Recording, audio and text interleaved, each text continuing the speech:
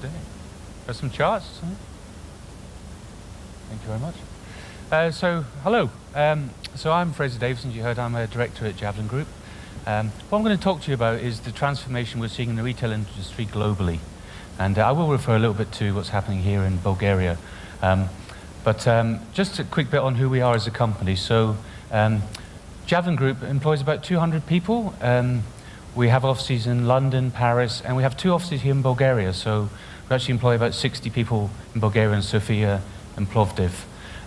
We're unique in that we're a vertically integrated retail and e-commerce consultancy. So we do everything from strategy, corporate strategy, e-commerce strategy, through operations, so buying merchandising, contact centers, designing warehouses, through store estates. And a very big part of the company is around technology. So we do technology advisory work, but we also build large e-commerce solutions. We built over 60 websites. And we work for many of the world's biggest companies, so all of the top 10 UK retailers, but companies like Sony, Nike. We work all over the world, China, Australia, you name it, we're in there. So we have a very narrow focus in that we're retail, but a very broad set of offerings and a very broad set of countries we work in. So what's happening? So what our customers are saying to us is that the whole world of retail is in transformation, okay? And if you don't transform, if you're a retailer today, then the likelihood is you will not survive. And we've already seen big companies like Blockbuster, in the UK Comet, Woolworths, which are well-established brands, just disappear because they weren't able to transform their operation. So what's driving this transformation? The most significant change is the rise in e-commerce. So if you look at Western Europe and North America, e-commerce has very high penetration already, and actually the UK is the most advanced e-commerce market in the world. And you'll see the trend, the red bar, says in 5 years' time that's still going to be the case. So I will talk quite a bit about UK and America today because they are the most advanced and all the other countries are following. If you look at the emerging markets such as India and Brazil, fairly low e-commerce penetration, but said to grow massively in the next 5 years, and clearly very big markets. And China's a similar thing. Very small penetration, but massive growth in a massive market. Bulgaria, by the way, you're about 0.5% e-commerce penetration, again, expected to grow over the coming years. So we've seen essentially 3 waves in e-commerce. So the first wave was in the early 90s, and that was about people getting online. Okay, we started to see the first transactional websites. It's all fairly basic, a lot of in-house development, people writing their own solutions, very early platforms. We then saw in the mid-2000s the evolution of e-commerce into what we call the second wave. That's where we started to see professional e-commerce solutions. We started to see better technologies available on the marketplace, people using things like search and navigation more effectively. We're now in the third wave. And the third wave is all about the customer, transforming e-commerce to omnichannel. Omnichannel, by the way, means any channel, every channel, whereas multi means multiple. Okay, so we talk about omnichannel now. But it's now about the customer and creating a good customer experience. So you see the evolution of search and navigation, web content management, and also we're starting to see order management systems becoming very important as we see the link between stores and e-commerce growing. So the biggest change has been in the business around the way that people are using e-commerce. So if you look back at in the early 2000s, basically there was a small amount of business was done through e-commerce. The majority was done through stores. Okay, so people didn't really interact with the two. You either went to the store or you bought something online, and you generally went to the store. If you look at where we were in 2013, end of last year, over 50% of sales, and this is in the UK market, is either influenced or transacted via the web. Okay, and if you see in 2018, that's expected to continue. And in certain spaces, it's even more dominant than that, where it may be as much as 80% of transactions are either influenced or transacted by the web. And I'm just going to show you a short video. This was filmed at our annual conference last year, and it's one of our clients talking about his business. Not moving. No. Can we go back? So can you play the video, please?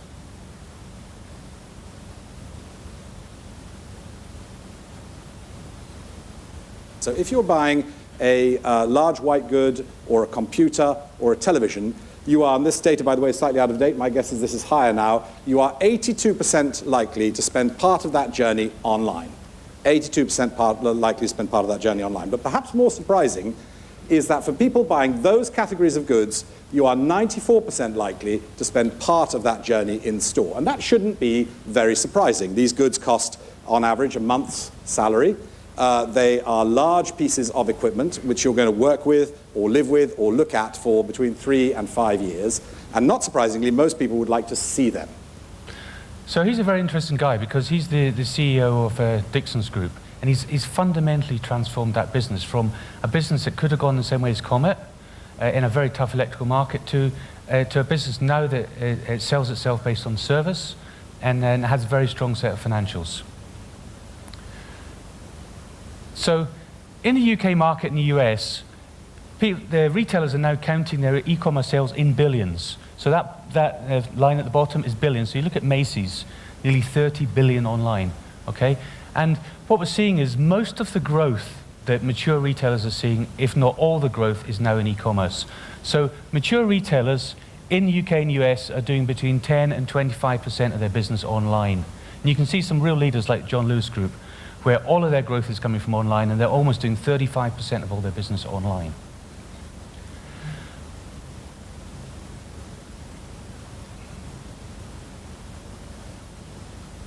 Sorry. The threat to those guys is Amazon. So Amazon already has a very strong market presence in many well-established markets, UK and US being two. They're expected to grow threefold in the next 3 years. And then threefold in the years after that. The plan is that by 2022, Amazon will be the world's biggest company, bigger than Walmart. So what does that mean if you're a retailer? So there are 4 types of non-food retailers: distributor retailers, products and brands, experience and service retailers, and convenience retailers. What we've typically seen to this point is that Amazon has really impacted the people in the distributors retailers space, and that's people who are essentially reselling products. The companies in red are all the companies that have either gone or are openly in trouble, okay? And what you're seeing now is that that's starting to spread into the other areas. And the reason is that Amazon's starting to spread into the other areas. So Amazon is now starting to threaten, particularly in the clothes and footwear area, having come from traditionally books and music, and it's spreading its wings into those other areas.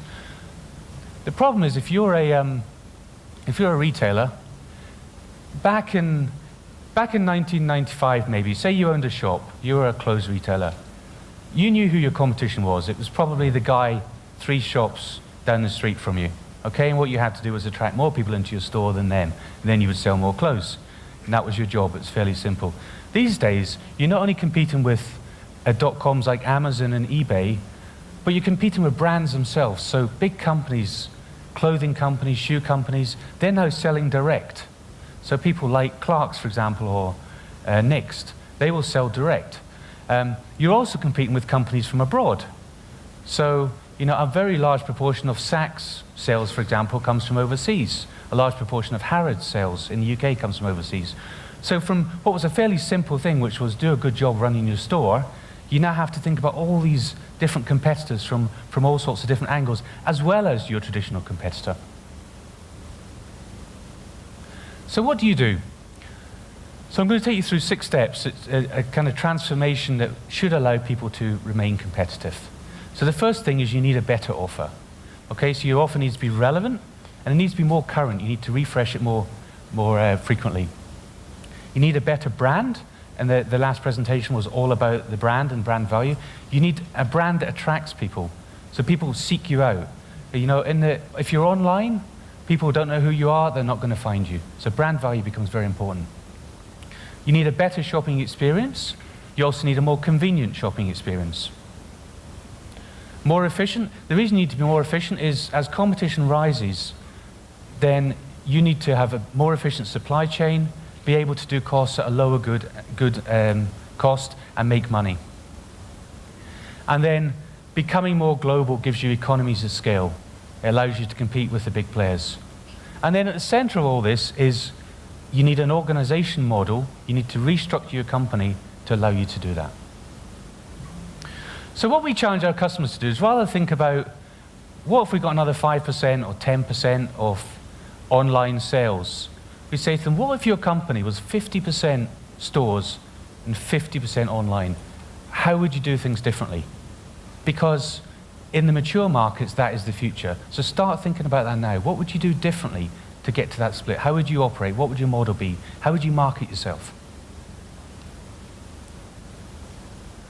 So what we see today is that IT spend in the traditional retailer is about 1.6%. Okay, so the people you would think of, the bricks and mortar retailers who are online, but also have a big store estate. The dot-coms, on the other hand, are spending about 6% on IT. So when we're talking to people about omnichannel, we're typically talking to traditional retailers who are also online and want to leverage all those channels. What we're saying to them is they have to move more towards the 6%. If they're going to compete with those dot-coms, they have to invest more in IT because they have to be able to know where their stock is. They have to know more about their customers. They have to be able to explain more about their products because the dot-coms are already doing that. So we're also talking about reinventing the experience. Click and collect. Do you know what click and collect is? Essentially, it's ordering online, collecting in store. What we're seeing with click and collect is established retailers are seeing as much as 40% of their business now. It's all happened within the last year, where people are buying online, going to the store to pick it up. Okay, so that's the killer app at the moment. Massive opportunity and a key differentiator. And of course, it has the advantage that when the customer comes to pick up the product, you've got them in your store. So there's also an opportunity for you to go and upsell them onto other products. The other great opportunity is the use of technology in store. So here we're demonstrating an iPad. The iPad gives you the opportunity to create a better experience in store, give people more information about your products. It also allows you to have the ability to sell a large number of products that aren't in stock. So it gives you, they talk about the endless aisle. So if you're out of stock of a size, you can order it with an iPad, okay? So it wouldn't be a presentation about omnichannel if I didn't talk about mobile. So mobile, as you know, is the revolution that's going on. And between iPad and mobile, in mature markets, now more than 50% of business is transacted versus traditional PCs. So what are people doing with mobile? Essentially, apart from a few people who are checking prices and purchasing in a store, we're talking about in-store here, the majority are still doing traditional things. They're taking photos, they're sharing that with their friends, they're asking for advice. Okay? And we've seen two waves of mobile. We've seen the emergence of mobile apps. We've also seen the emergence of mobile optimized sites. So when you go to a traditional website, it appears properly on your phone. Okay? All of that is to serve the consumer. What we're now talking about is the third wave. And the third wave, we're talking about mobile as a tool for the retailer to increase sales. So what we want is we want to be able to market to our clients. So we want to understand them and their needs and desires. We want to know where they are, and we want to know what time it is. So we're talking about time-based relevant offers, time and location-based relevant offers. Okay, and this is a massive opportunity for retailers. I mean, if you know that you're a fan of Nike shoes and you get a message saying there's a sale on Nike shoes, 10% off if you come in the next hour, that's a very specific message to you. Okay, so that's now what we're trying to target. So 20% off barbecues.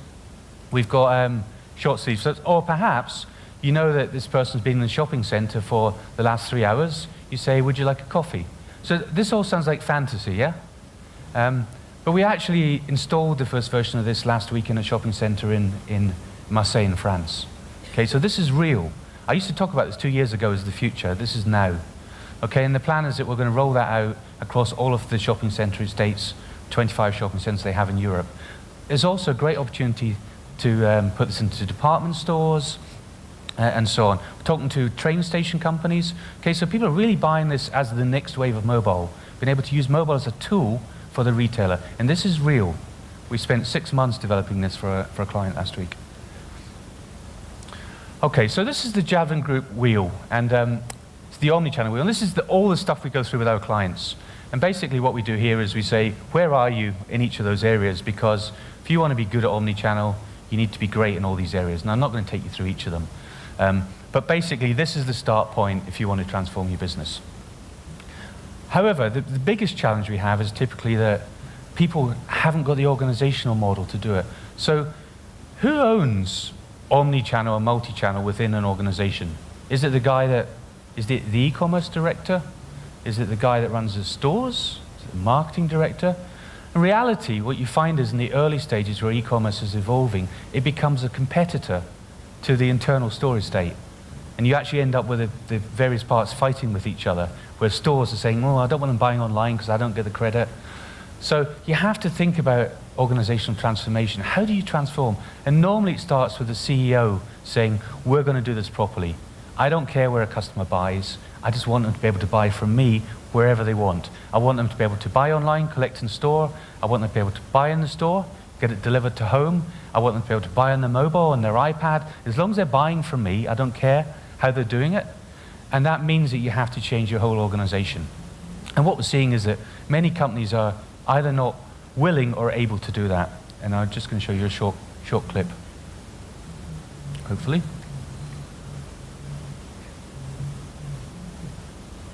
Video, please. I think it's going to be a year of upheaval. We're going to see more retailers closing stores as they acknowledge that they've got more shops than they need, more shops than consumers want. And I think we're also going to see a lot of personnel changes at the top of the retail industry as old managers are kicked out and new managers with new ideas come in. We've already seen the beginnings of this just in the last year or so. Management changes, of course, at JCPenney, at Best Buy, also at Staples, at Safeway, at Toys R Us. And I think we'll see more of that as companies search around for big ideas. But I think the conclusion is going to be that not all of them can survive. And that was a senior correspondent at the Financial Times. And I showed you earlier the chart with all the red names on it. I mean, that was already a large number of retailers that have gone or are on the brink. So the key message is, essentially the market's moving so fast, customers' demands are moving so fast, that retailers need to transform even faster than their clients' needs. Thank you very much.